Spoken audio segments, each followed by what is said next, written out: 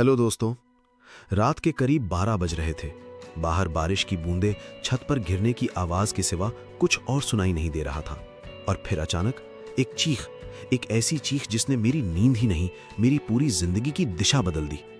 बचाओ, कोई बचाओ मुझे। देखता हूं आज कैसे नहीं देगी, आज तो तेरी लेकर रहूंगा। कमरे से ऐसी आवाजें आ रही थी। मैं कमरे से बाहर भागा।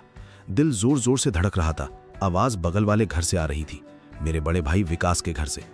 मैं रोहन हूं, विकास का छोटा भाई, और उस रात जो कुछ मैंने देखा उसने मुझे अंदर तक हिला दिया।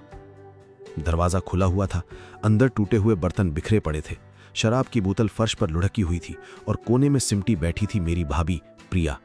उसके चेहरे पर डर था, उसकी साड़ी थोड़ी सरक गई थी जिससे उसकी गोरी कमर का हिस्सा झलक रहा था। भारी सांसें ऊपर नीचे हो रही थी, आंखों में आंसू और हाथ कांप रहे थे।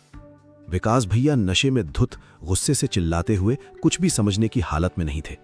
मैंने भैया को संभाला, किसी तरह बिस्तर तक ले गया। जब मैं वापस आया, प्रिया भाभी अब भी वहीं बैठी थी, सहमी हुई। मैंने पानी का गिलास उसकी तरफ बढ़ाया। भाभी, ठीक हो आप? उसने बस सिर हिलाया, मगर उसकी आंखों में जो खामोश दर्द था वो शब्दों से कहीं ज्यादा बोल रहा था। उसने मेरी तरफ देखा। उसकी आंखों में दर्द के साथ कुछ और भी था, एक ऐसी तड़प जो मुझे अंदर तक गर्म कर गई। उसकी भीगी हुई साड़ी, उसकी खूबसूरती झलक रही थी। उस रात में वापस अपने कमरे में तो आ गया, लेकिन नींद कोसों दूर थी। मैं सोचता रहा, कब से ये सब चल रहा है, क्यों किसी ने मुझे नहीं बताया। मुझे याद है जब विकास भैया की शादी प्रिया भाभी से हुई थी, तब पूरा घर खुशियों से गूंज रहा था। भाभी बेहद सुलझी हुई, पढ़ी लिखी और बहुत हॉट भाभी थी। गोरा रंग, लंबे बाल, पतली कमर और सामने से देखते ही मन ललचा जाए, और नेक दिल इंसान थी।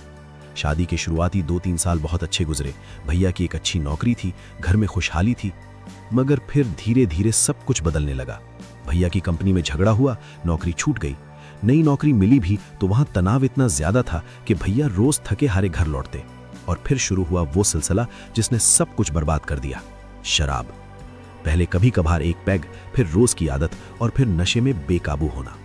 मैं दूसरे शहर में पढ़ाई कर रहा था, इसलिए मुझे इन सब बातों की भनक बहुत देर से लगी।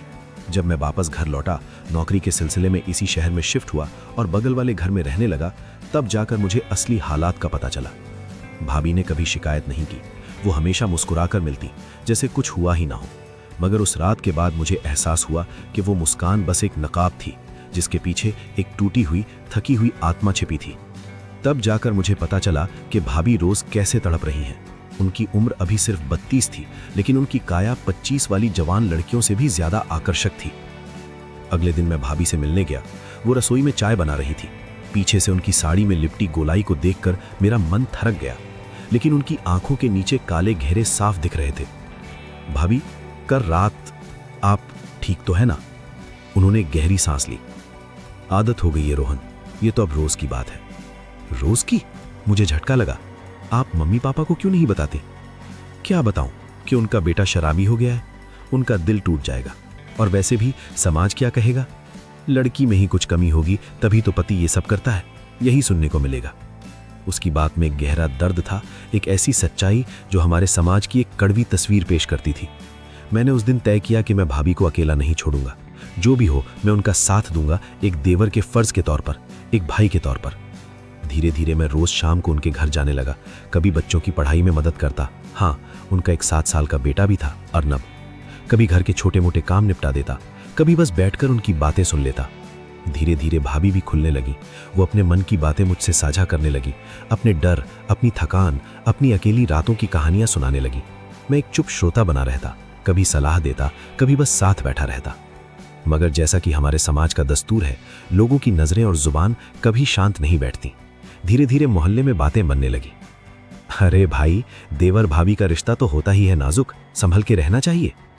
पड़ोस की शर्मा आंटी एक दिन मेरी माँ से कह रही थी, सुना है घर में शराबी पति है तो भाभी ने देवर को ही अपना सहारा बना लिया है। ये बात